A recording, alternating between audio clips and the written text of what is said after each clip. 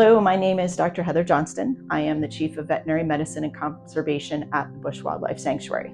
The mission of the Busch Wildlife Sanctuary is to provide rehabilitation for native wildlife in the state of Florida, as well as to educate the public and the next generation of medical care professionals. We see just about anything that fits through the front door and sometimes things that don't fit through the front door.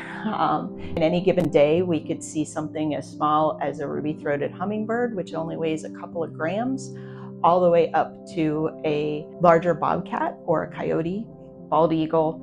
We do also see amphibians, we see bats, we see marsupials, which is the Virginia opossum. The Busch Wildlife Sanctuary sees around 5,000. Last year we saw just over 5,200 patients.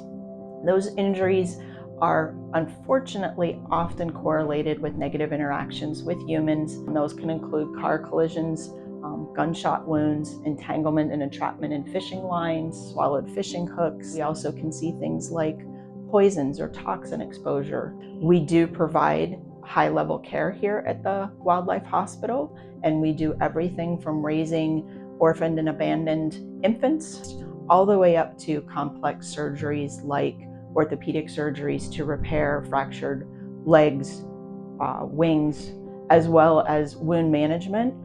And then something that a lot of people sort of forget about, once the medical care is done, we also do pretty intensive physical therapy to get these animals back into condition and to assess these young animals that have never had to hunt or forage for food on their own to be sure that they have acquired the skills that they need to be able to survive in the wild once we return them to their native habitat. Wildlife rehabilitation not only exists to provide care for the animals, and we're looking at care for just the individual patient that comes in, but we also have to look at that as how that patient is going to apply to its entire species and also to the community of species that that animal will be released back to.